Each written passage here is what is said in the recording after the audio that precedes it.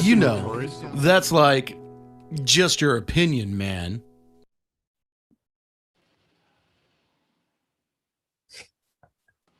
Hey, Brian. Is your mic on? Brian, are you there? I am here. I got lost. Did you already turn off the screen sharing for us all? I sure did. Thank you, because I was supposed to do that and I completely couldn't find the button because I am not a Zoom expert. We're a mess. I couldn't tell when the first video stopped and the second one started because it covered itself up. And we need professional help. Shaking his head. It's like why don't they just why let are you me run doing this? Anyway, for those of you who may be joining us for the first time, welcome to the Audio Opinion Show, hosted by my good friend Andy Broughton and I, where audio people get together and talk about their opinion about things that really aren't that important, really, but they're important to us. So we're going to talk about them for a little bit. So that's kind of the gist of the thing. Welcome to anybody who's watching. And of course, always welcome to my esteemed colleagues. I'm kind of glancing around, and most of the folks that we have here today are mostly sound reinforcement or live show production people. So we're kind of all from a similar walk of life. So hopefully we will still be able to comfortably disagree on things. So as we always start the show, we are going to start the show with a poll. Andy Broughton, take it away. And so here is our poll, which hopefully everyone can see. Topic of the day, strangely enough, Princess Bride. So to our viewers that can't see the poll, we have a question about Princess Bride. And it is, what is the video game that Fred Savage is playing in the opening scene of Princess Bride? Choices are Tempest, Hardball, Asteroids, Madden Football, or trick question again, and I'm annoyed with you, Brian. Place your bets. Vote early, vote often. Let's see if we have a winner. We're up to 9 out of 11, which is probably everyone because Brian and I can't vote. So I'm going to end this poll and share the results. And what do you know about that, Brian? You know, I'm a little disappointed in my panel. That's all I'm going to say, because apparently they so everybody, for those of you who can't see it, picked trick question again, and I'm annoyed with you, Brian. I'm wondering if really what they're picking is I'm annoyed with you, Brian, and the rest of us didn't matter. Actually, Fred Savage was playing Hardball, which is a baseball game that was on the Commodore 64 computer. And apparently I'm the only one that knew that because I voted on my other computer and I cheated. So there you go. But now you know. And here's another very quick. Does anybody know? I'm looking at you, Jason. What Fred Savage's character's name in The Princess Bride is? I was racking my brain as we did the poll, and I can't remember. And I've read the book too, so. I will say that I've already ruined it. I can't ask that question in the future because I'm ruining it now. Actually, he doesn't have a name. His character is the grandson. So there you go. Right? The grandson. Wow. He's never named. Anyway, back to you, Andy. What are we actually going to be talking about for tonight? Well, let's see. Let's bring up this next poll here and see what we got here. So I'm going to launch this poll. All right. So for those of you that can't read the poll, we are talking about one of four subjects: 48K versus 96K versus 192K. Plugins versus the real thing being an actual piece of hardware that you connect up. Third one question is, do today's PA systems sound too good? And the fourth question is, what is the most important part of the signal chain in an audio system? So we're at 6 or 7 here. We've got one more person to vote, I believe. And there we go. We have everybody there. And I will share the results to everybody. And turns out, no surprise, the fourth question, most important part of the signal chain is what we are going to argue or talk politely about. So stop the sharing here, close this little window. You can So, you can Brian. tell the difference between Andy's hosting style and my hosting style. It's Canadian versus American. He's like, what are we going to argue? I mean, talk politely about. Oh, So sorry. tonight Yeah, we're going to Sorry, talk. sorry. we're gonna talk politely about. So I will lead us off of what I think the most important part of the signal chain is, and I will say I can pick three different things, and everyone's going to disagree with part of it no matter what. I think one, the source material. We were just talking about that in the pre-show. Much more important than we like to think, but that's not really necessarily in our control.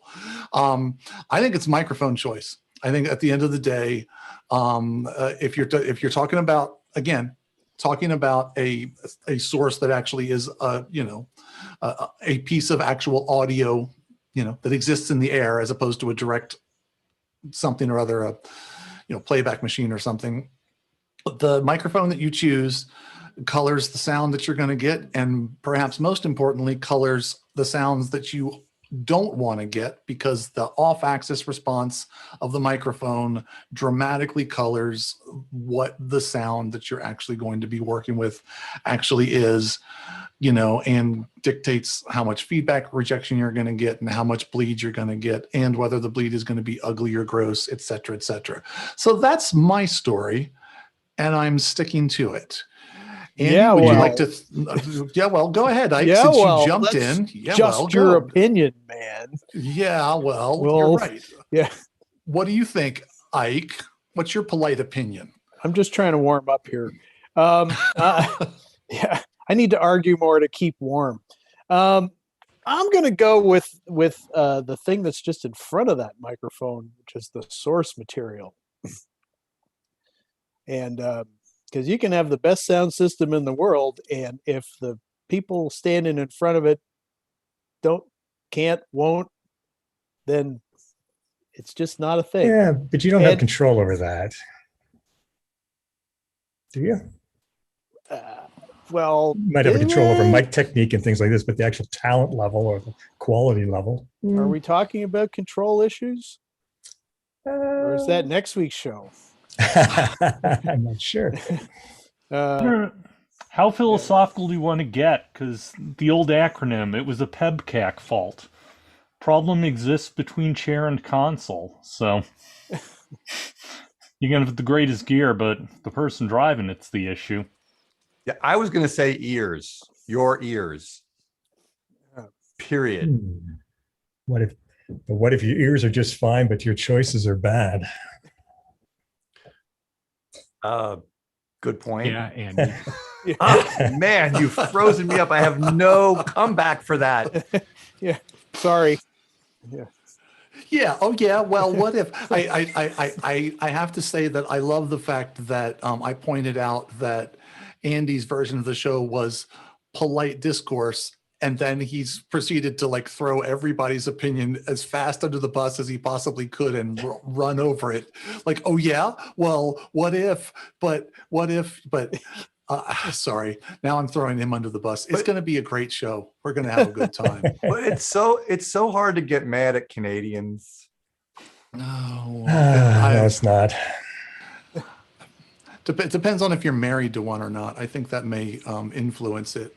So, Jason, I know that you have opinions on this because I've heard you share some opinions about some of these things before. So I'm curious as to which one you're going to share in this context. What do you think? What do you think the most important part of the signal chain is? Yeah, I'm in the microphone camp.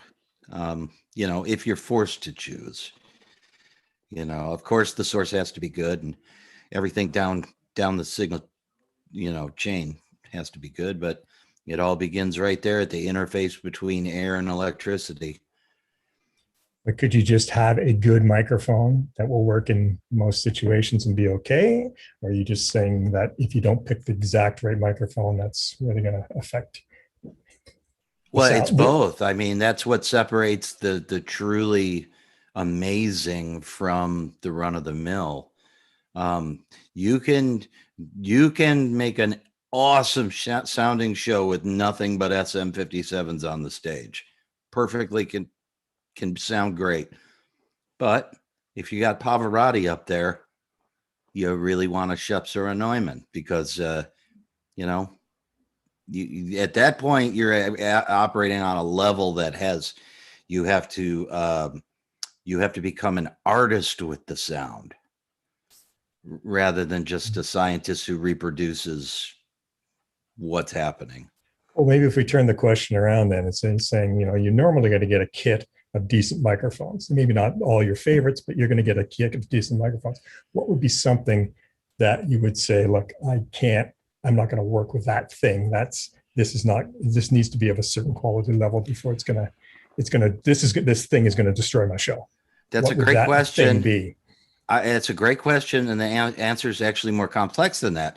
Microphones not only have the ability to shape the timbre of a sound, dull the high end, take some impact out of the low end, or more or less, but they also, choice of microphone is one great way to bring things forward and backward in space in a mix. A ribbon mic or a dynamic is going to sit backwards, but the fast transient response of a condenser is going to bring it forward. So, I'm only going to say no to the microphone that's not reliable or doesn't work. A really garbage sounding, realistic Radio Shack microphone from 1986 might be the perfect thing. May not be the perfect thing to set. I mean, you'd never put it on a xylophone, but what if you want the xylophone to sound ratty and be way in the back? Because xylophones like to jump out front because of their nature. All of these things, it's a palette of colors that we have to work with. My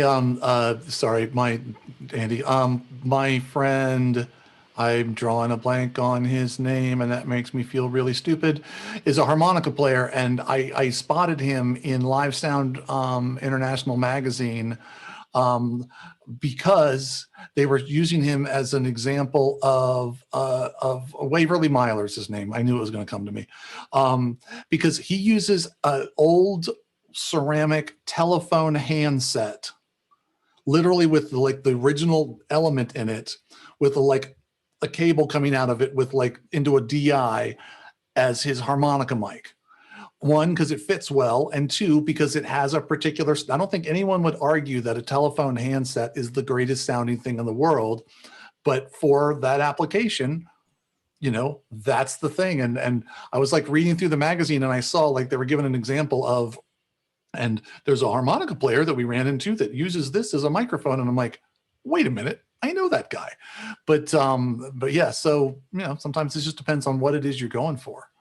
Harp's a great example too, because look how many harp players, blues harp players, will use nothing but a green bullet and a battery-powered pig nose amplifier. And it has to be on batteries because that's where their grunge comes from. Yeah, it's all about the objective. I almost have to take an opposing view to the microphone being the most important. I would say, for me, it's going to be the tuning of the sound system. It's going to be the final thing that would make a way bigger difference than a 57 versus a Neumann versus something else. Yes, those will make a subtle difference, but the tuning of the sound system and the room itself, even more so than the tuning of the sound system, the actual acoustics. What if we're talking about a recording where there is no room or sound system? Good point. Then in that case, if you eliminate one of those things, yeah, or a live stream for that matter, Yeah, but good luck mixing all those things without a decent monitor, which is your PA system. Mm-hmm. That's right. At that point, yeah, how good are your headphones? How good are your speakers? How well are those set up? I've heard dramatic night and day changes just because of the way the PA has been tuned. Same PA, so to me, that's the most important thing. What do you think, Ed? I think that both points that Brian and Andrew have made, one starting at the front end of the chain, one starting at the opposite end of the chain, both speak to the point of, as someone said, where electricity, meets airwaves. Your points of transduction is kind of, at either end. The source, obviously, get the best source you can first. And part of that source, I guess, is the microphone choice you choose to capture it, because it's not a source on its own is nothing until you put something in front of it that can capture it. So either a microphone, or if it's something that plugs direct into the PA or the sound system. And then all that stuff in the middle, we had a discussion recently about our favorite consoles and which are the best and all that. And, I think we all kind of said that you can get to the place with any tool in the middle. And then, as Andrew's saying, the point at the end, the tuning and maybe the speakers themselves. Obviously, you wouldn't want to put on a super bass heavy, hip hop show if you had nothing, no subs, or, you had just PA on a stick, or even worse, like something Bose or whatever, like those column arrays. That wouldn't be a fun time, and you wouldn't meet the objective most there likely goes of our your Bose client. sponsor. Sorry. So yeah, I think you're both of those are extremely valid points, and that's kind of what I was waffling back and forth with as to what it is. I do tend to lean more on the source side, though. So, and in the many years where I was, putting on concerts and the sound provider, for a long time, I was a promoter who brought my own PA kind of thing as a cost savings, but sleep losing endeavor. I also provided my own backline for those shows because I was the promoter and I was footing the bill and I had the backline. So at least I knew going into it kind of what level of gear was going to be there. So I had a little more control over the source. So I'm going to lean a little more on Brian's side and go, source is probably the most important, but also to Justin's point, the person driving it, shapes all the decisions, and that's the human factor is a very key element in all this too. I mean, I'll throw it out there as painting with sound. Let's bend the analogy. You're painting. What color do you have to have? What color can you never use? Which brush is right? Which brush is wrong? I mean, we're triaging, but it's hard to, check one box and say this is the thing that's most important. I want to see Brian with a perm like Bob Ross then when he's mixing, if he's painting with sound. Happy little microphones. Yeah. I just want to point out, Ed, that I can actually kick you off the show. So just keeping it clear, although, yeah, I do think happy, I'm just going to paint a little happy little guitar player. Happy little boom stands. Happy little boom Drummer stands. needs a friend. Happy little smoke coming out of the amp. Yes. So I think it's interesting. It's like, I think we're all like kind of looking at this, and then it's like, well, if it's the difference between a good one and a complete garbage one, whatever that item of the signal chain is, then yeah, it makes a it could make a big difference. And I think that that's true. It's like if the PA system is just absolute hot garbage, if it's, a fiberglass horn with a, transducer on the end for like, the fairgrounds, the 70-volt horn somewhere, and that's my PA, well, yeah, that's clearly going to make a huge difference. I think what may be a more interesting question is when you're talking about relatively small differences, which parts of the signal chain become a bigger deal.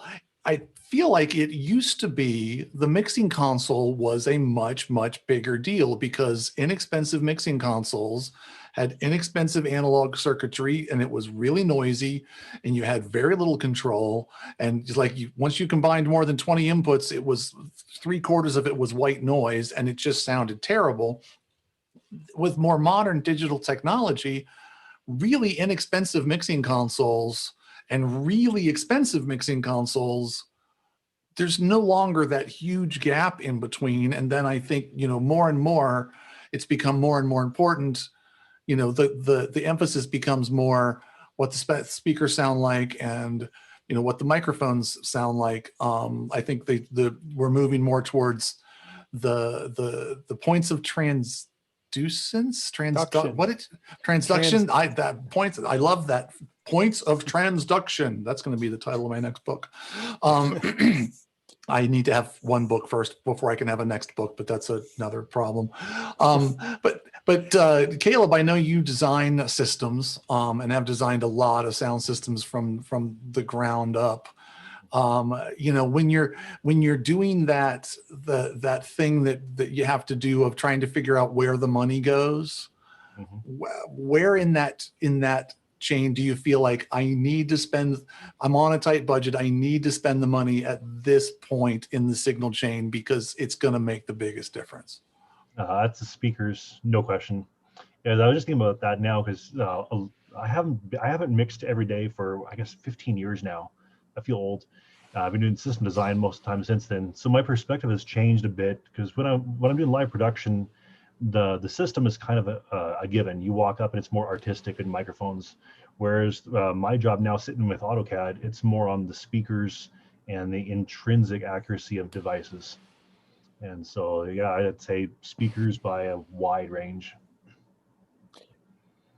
I've certainly had a install design that I consulted on and commissioned, but did not have a final say on the selection of speakers. It was terrible. And the reason was because the speakers that I had suggested were Delta Max 1122s or equivalent, and the ones that got selected were something like several tiers below that, some sort of self-powered speaker. This is years before it had an Ethernet jack in the back or anything like that. So it was what it sounded like was what it sounded like. And I was trying to commission the system using the sound webs to EQ it and everything. And there was like such an unnatural low end that they had built into these speakers to make them, do something nice not nice, but do something big in a shitty bar or something like that. And this was in a lecture theater kind of thing. And it was like, to have done all the design stuff and the signal routing and all this other stuff, and then get to that point and try to make something out of it. And it was so awful. It was like, so yeah, definitely speakers can have a huge impact on what actually comes out, for sure. I think one other big part is that the time domain gets really screwed up with bad speakers, whereas sound that goes through a console, the time domain isn't usually messed up all that much. Whereas bad speakers can really screw your day over. Well, and to expand on your point, Caleb, it's basically, time domain issues, phase issues, once created by a poor loudspeaker design, cannot be fixed. You can't EQ your way out of that. It's a problem that is a problem and is very difficult. Jason's dying to jump in. Please do, because I think maybe for once he's agreeing with me. I am, and also those time domain problems caused by poor microphone techniques can also not be corrected once they've entered the system. I think phase is the thing that for the longest time in my career I have poorly understood, and maybe it's true of other people. I still feel like I'm just barely getting my handle on my head around it, but it's the phase relationships and the problems that it creates if it's not dealt with properly. And just the fact that you can't EQ your way out of that. You can't, mix your way out of that. It's once the phase coherence of something is not coherent, it's like all you can do is like go to a different seat and hope it's better there. Other than that, there's not a whole lot you can do to fix it. A lot of that is timing, though. Like a lot of the phase anomalies are time related because things are arriving at different times at the same microphone or two different microphones and that kind of stuff. As I say, EQ is phases, time is money. Radio used to, I still own one. Radio used to make this really nice phase shifter it was really handy anytime, especially stuff like bass guitar, where you had a DI signal that you wanted to mix with a mic signal, and you could do a constant phase shift until you found the sweet spot. And I used to also do that with delay on individual console channels. Once we went digital, you can do wonders on a drum kit by tweaking individual channel delays to make things at least closer to coherent. Well, and interestingly enough, when you're doing that, it's like you're trying to make things more coherent that are in the frequencies that you want them to be coherent, because that's what you're trying to reproduce anyway. You know, I know I'm saying stuff you already know, Jason, but it's, you know, when you are taking the entire signal and just moving it backward and forward in time, you are creating phase problems in some frequencies and creating phase coherence in other frequencies. And by kind of using the old ears and going, I like that better, you're basically creating better coherence at the frequencies that you want them. It's like if you have two kick drum mics, you care more about the, you know, maybe the click area of the frequency response and everything below like 80 hertz. You don't really care how coherent it is at 200. Like, that's not the most important part. You want to get the low end to be locked together and maybe get the attack, if you're lucky, locked together, and you can kind of fudge the other bits. And in moving the entire signal back and forth, you can, you know, play with some of that, because some of the phase incoherence is because the two microphones are different microphones that have different phase response at different frequencies in different directions. And it's literally impossible for you to make the two microphones coherent. You're just trying to make them coherent at a usable spot that makes sense to you, which I think is often very misunderstood. It's, you know, oh, you know, I've got a top snare and a bottom snare, and as long as I flip the polarity on this one, you know, they're going to be in perfect sync with each other. It's like, it's a little more complicated than that. Yeah, but my thing with that whole thing about, oh, at this frequency but not at that frequency, if two things are X distance apart, then they're X distance apart, and the speed of sound is the speed of sound, and that's the distance, and that's the time that they're separated. And I've always struggle with this thing of, oh yeah, well, we can line them up at this frequency but not at that frequency. If they're this far apart, they're this many milliseconds apart, and start there, and then, you know, talk to me about different frequencies not playing with each other. Your point about different microphones is a valid one, in that they will have different response curves. But for example, if you have two of the same microphones, then really what you're doing is you are figuring out how far apart they are and adjusting for that time difference. And that I agree with, absolutely. As much as I hate to agree with Ike, I do agree with if it's the same microphone, and if they're in fairly free space, because you also get into situations where you're talking about, you know, if one microphone is picking up a different reflection from a wall versus this, then you can also get into weird things. I think kind of my point was just that more often than not, it's somewhat impossible to take two microphones and actually make them perfectly phase coherent with each other.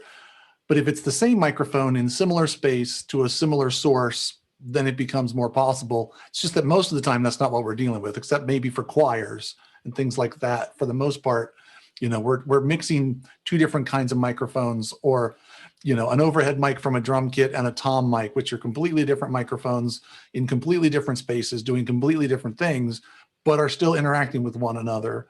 And we want that interaction to be as unsucky as possible. And sometimes that's the best we can do, is make it unsucky. Is Turn the there a suck knob down. for that? Yeah. Oh.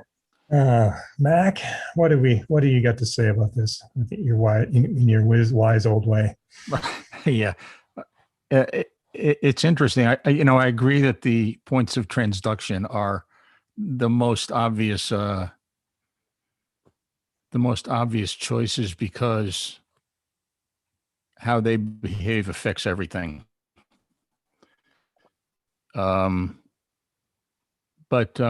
just to be the contrarian and not take one of the points of transduction, there's cable. And if the cable doesn't work, nothing works.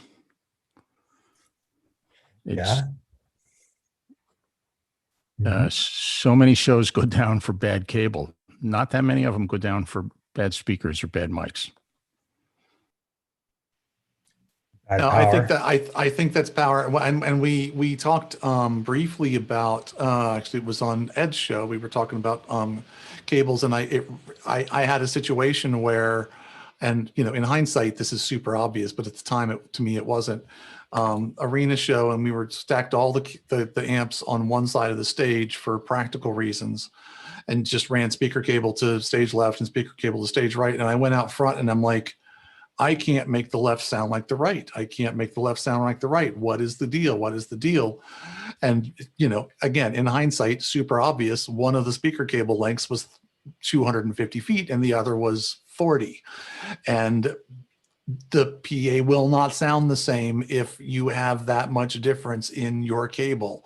Like, very noticeably will not be the same.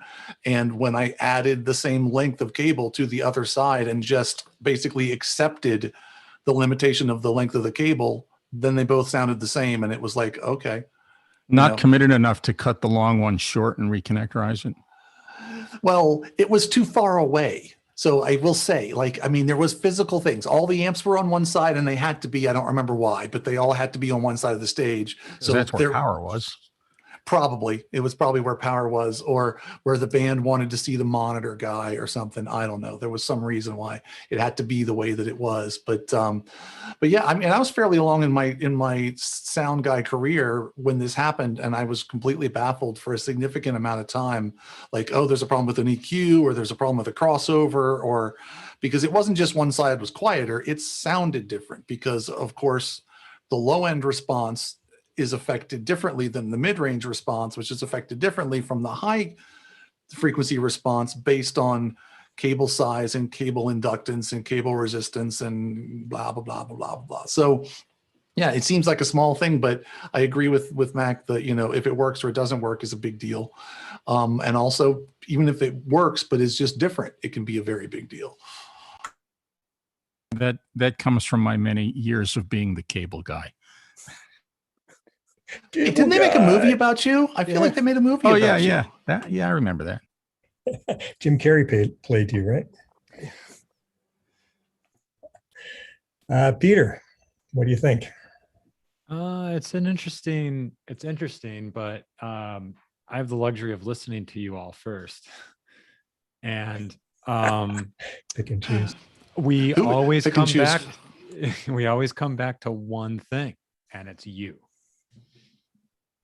If it's an install, it's the designer. You, just me, Brian. It's all of us. It's the operator.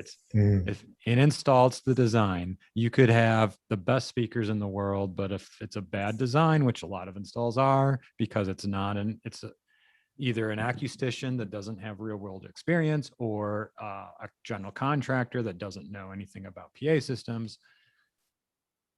Microphone placement is all about you, like a microphone choice, not always. Microphone input, not always, although we do have a choice of who we work for. So there's our control over that. But the piece about two microphones or two speakers being distanced apart and the time alignment of them versus the phase alignment, Brian, is absolutely valid, because frequencies over time have different wavelengths, and as you trifecta the reflections, or in a kick drum shell the reflections within, you could put two 91s next to each other and they're going to be different. Like, you can't, it just is different. Subs to a flown PA, you can time it for one spot at one frequency, and you can move 20 feet that way, and that timing is at a different frequency. So it does shift. Sorry, Ike. I don't agree. Okay. PAs hanging We'll 16 feet offline it above the then. subs. You know, so, well, Hey, that's Ike, just a good my way- opinion, man. A good way to get a handle on that is the fact that air has a different impedance over Ah. frequency. There you go, Jason. So okay, so Ditto. here's my thing. though. Physical, Okay, mechanical impedance. Here's my thing. Okay, sound systems are about 100 years old, give or take a few years. Sound systems have been around for around 100 years.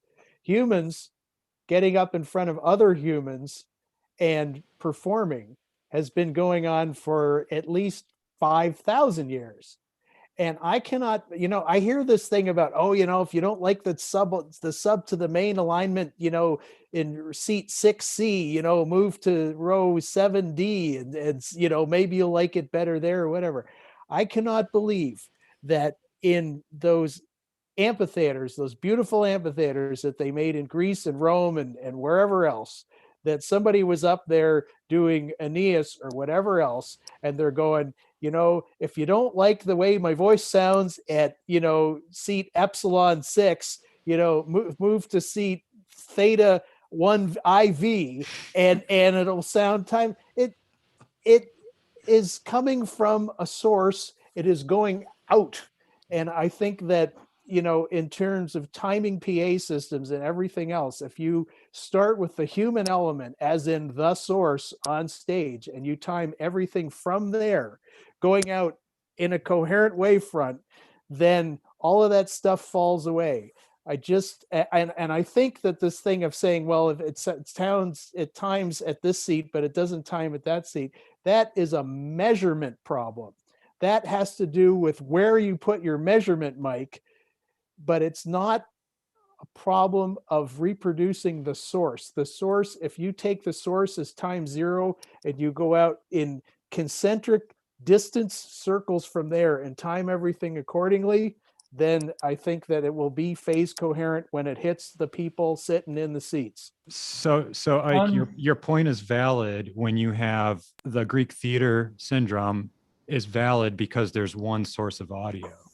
Your point is valid if you have one speaker in the room, but as soon as you have two speakers that are spaced some point apart, and this is the whole theory of, do we dare go here, line array versus point source. We humans, because our hearing is horizontal, we are less sensitive to those effects of the comb filtering of a vertical line array than a horizontal line array. But if you are right, if you have one source, and that's what you're dealing with, then that will be phase coherent anywhere you go. But as soon as you get to two sources, which you would never be able to do organically, maybe bird singing, but other than that, there's always two sources. I mean, it's airplane engines are a good example. When it was the single prop engine, you had one source of noise, basically. Well, arguably, but let's just say there's one source of rotation of noise. And then when we moved to two engines, the first prop planes were very sickly to be in because of the comb filtering of the two engines working together. Jet airplanes have been designed by acoustical engineers where the engines are tuned so that once they spin up, they get in sync and they start to either cancel out or not, because it's two sources, and you're maybe not exactly in the middle of them, but you're, like we've all been on a lot of airplanes, like the same model airplane over and over again, but in different seats, and the engines have a different sound depending on what seat you're in, because of that, the frequencies of those engines are comb filtering differently based on the tuning that the engineers have decided. Today I learned they actually thought about this when they built engines. Wow, that's a piece of information I'd never heard. Fantastic.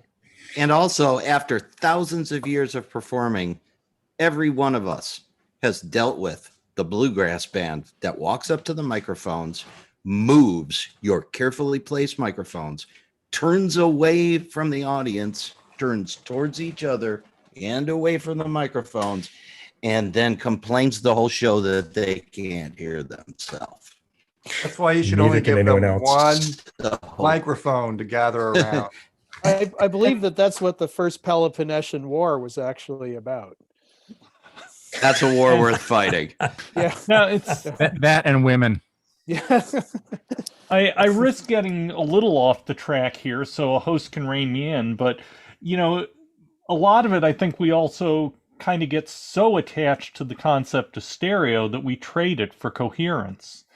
I don't know whoever dealt with the Met in the Park, but their approach was they threw stereo right out the window, did a mono center cluster, and then rings of delays in equally spaced arcs to even those discrepancies out, rather than sacrifice the coherence for the sake of saying, yeah, we can pan it left or right. Because I think that's something, I mean, now we can have a whole fight some week about stereo versus mono in mixing, but that's certainly a big part of the coherence trade-off.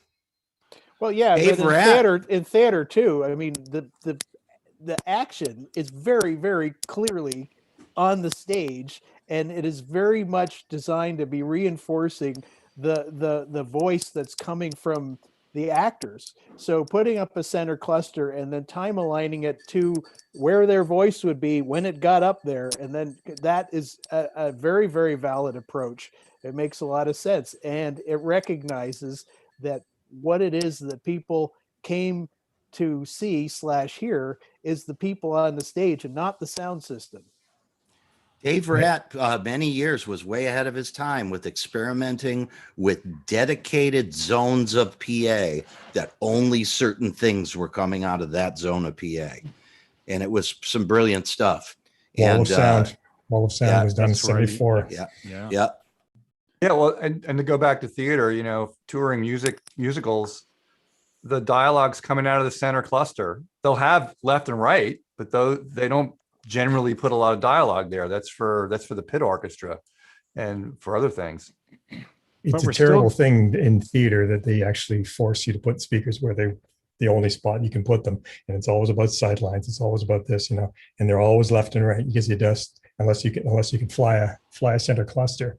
It's always a super huge compromise in most theaters to put PA left and right. It's actually, go ahead, Pete. No, I was just going to say it still just comes back to either the designer or the person operating or the person who built the building. It comes back to a person. Well, yeah, but there's there's ways. I've seen sound designers take a pile of old gear and design up a show and not sound very good. And then I've seen different designers with the same pile of gear in the same venue come together with a much different plan that was more favorable to a intelligible product for the audience. And so it really, the tools help us do what we do, but we, the operator, whomever that might be, designer, mixer, tour designer maybe, but like whatever the case may be, that is you can throw all the money at mics, consoles, and PA that you want, but if we go back to that transduction piece, because those are mechanical pieces, those are the biggest variable in the quality of our craft. Air temperature and humidity is part of it, but if that high frequency driver doesn't reproduce what we expect it to, then we have bigger problems. But it's still I can get a similar solution out of all the PA systems that are modern and current. I can get a similar solution out of most microphones these days, depending on the application. But it's really do they sound different? Yes. Do they flavor different? Yes. But it's an acceptable product, and it still comes down to either the design or the person operating, I think. I'm going to change my answer. It's not the ears. It's the mentor. Who taught you? Because I'll speak from experience. Before I was taught, I made all the mistakes that a lot of people make. I didn't know what to do. So, I put things in the middle, like 12 o'clock. I didn't do enough EQ to start out the show with the band and all that.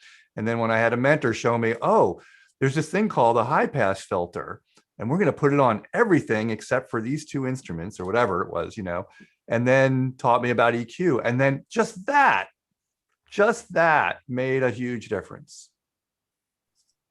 The space between the ears. I don't know. Andy's right. Can I change my answer to the high pass filter? It's a single thing, isn't it? The single most important thing, the high pass filter. The Soundcraft Series 4, I loved it so much because it had high pass filters and low pass filters. I'm sure there's other consoles that have that, but I've never seen one. And it was, it's like an enormously huge thing. It's like, not only can I get rid of all the garbage low end I don't want, but I can get rid of the garbage high end I don't want too. And that's, again, eliminate some of that phase bouncy aroundy crap that I don't want to stop combining things that I don't even want to hear anyway and creating muck. Yeah, absolutely. The first time my mentor, Larry, showed me that I could make a tom-tom sound brighter with a low pass filter. Yeah. Because it wasn't picking up all this crap bouncing around anymore. Yeah, before this blew my mind. Before we started, we were talking about Zoom, and fortunately, the console I use has both high pass and low pass filters. But being a digital console, it also has a digital representation of the EQ curve, and it's very hard to not stare at that because you should be listening, not looking. But when you use the high pass and low pass filters to get rid of that noise and you take a look at the curve, you would be astounded at what you've cut out. Yeah. Yeah. Well, we've all been sort of brainwashed into this 20 to 20 thing. It's 20 to 20, every 20 to 20, 20 to 20, everything's got to be 20 hertz to 20 kilohertz. And then it's like, well, yeah, that's a good starting. It's like lav mics. Yeah, lav mics are very flat from 20 to 20, very, very close to that. But if you're doing a speaker, like a person speaking, maybe you need is like 300 to 3K or something like that. Get rid of the rest of it. If you got a lav mic that's taken off at 8K, that's probably not something that you really need to have in there anyway, so yeah, I think people get so caught up with that flat response in 20 to 20 that when they do see the graphic display of what's going on, they get very freaked out. And so I like to call my preset for like lav mics, I call it the picnic table, because it's a high and low pass filter. Figure out where the kids are playing and then, do everything else after that. But yeah, I'm a big fan of low pass filters too. What is the pass. saying? Like, I don't know, like 70% of the information in music is between like 100 and like 450 or 500 or something like that. And all the fundamentals are there. That's pretty much all of the fundamental tones that are being made are all in that range. Everything above that is just overtones and harmonics. Yep. Although our spatial location is higher frequencies in the upper mid, because we're predators and we're trying to not get eaten. Even now. Which? We're predators or we're trying not to get eaten? Which one? Yes. Yes. You have to choose one. You have the to game choose goes one, both Jason. ways. You can't have it both ways. Come on. You choose. I'd like to stick around. Mac, if it's all right, I have a funny story about the graphical EQ if we have time. Do we have time? Absolutely. Yeah. No, because throw that in. And then I think I may close this at that point just so we don't go too far over. But yeah, go ahead, Pete. So when the PM5D first came out, it was like the first time on a console that was widely accepted that had a graphical dictation of your parametric EQ. And it was one of the first times you could actually have parametric EQs like on your mixes and on a digital console. And I was working with a monitor engineer who had, I don't know, a bunch of mixes, live piano, a bunch of live inputs. And like just like 140 was just feeding back like all the time for a long enough for someone to be like, can you go and help them? Right. So I go on stage and I find like the one note on the piano that's making everything just feedback at 140. Right. So I'm asking the monitor engineer, who this was probably his first time on the PM5D, to like please just EQ out like that, 160 or whatever is on the whatever's close to that. He's like, I am, man, and the graphical interface looked like he was dipping it very far, but it was only like 3 dB or something. And because he was relying on that stupid screen so much, and when you actually looked at where it said the knob was, it was not very far down, Right. And I mean, I don't remember what it was on a 5D, but generally there is a scale that, you could look and go, that really is just 2 dB. But it looked like it was really far. Yeah. Yep. Looks drastic, but it's not. So I'm gonna echo what Mr. Lipnick said earlier, and I'm gonna change my answer. But I was gonna say this earlier, and it all kind of ties together. Ike, you were talking about before there were sound systems, how they did shows, and now we have sound systems, and bonus points for using Greek terms. But he mixed in a couple of Roman terms as well. But that's okay. His comment was on point, absolutely. But it made me think about something that I sometimes have to remind myself, and that is everything we're doing is a compromise attempt to get back to what that original thing was 5,000 years ago, which was an acoustic source coming from one spot, phase coherent by definition, coming out of a thing and being heard. And everything that we do is a set of compromises to try to get back to that thing. I mean, it would be easier to get perfect phase coherence if we put a single point source speaker, a really big one, right in the middle of the front of the stage and just told everybody, stand behind this and we're going to just play this. But unfortunately, people want to see the show. And so, compromise number one, we got to put the speakers someplace where they're not in the air. And but they don't mind looking at the conductor's bum. They never complain about that. Yeah, for some reason, that's okay. Headphones for everybody.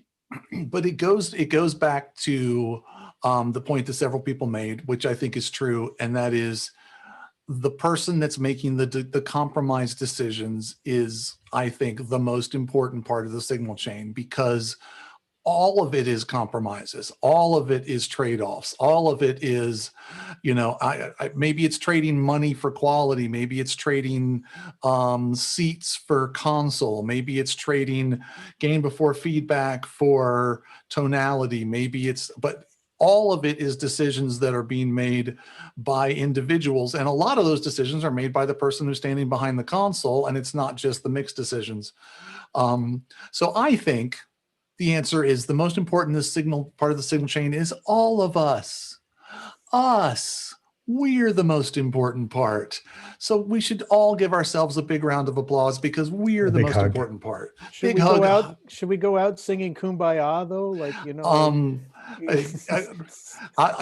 Yes, Ike, absolutely. Sing. You go ahead and lead us off. You start us off, Ike. You start us off, and everything will be great. Kumbaya. No, that's not how it goes. Yeah. Anywho, Mr. Broughton, if you could cue up that fabulous bean footage for the end of this fabulous thing, and I think we will say goodbye here as soon as my co-host. For the next 2 weeks, I will be not on the broadcast, which means that you will be able to beat up on Andy without my intervention. So that should be fun. But if you're watching this, join us. If you're on the panel already, definitely join us because you guys are what make this fun to do. I need your support, friends. He needs help. He needs help. And then let's know how to do also this. all give a little bit of warm hugs and support to Ike, who is between furnaces, which is another one of my favorite phrases from tonight, and in Canada, so probably not having a great time. Anyway, I'm assuming, Mr. Broughton, that we are cued, and so with that, I think we'll all say goodbye. Thank you, everybody, and we will see you later. Dressed up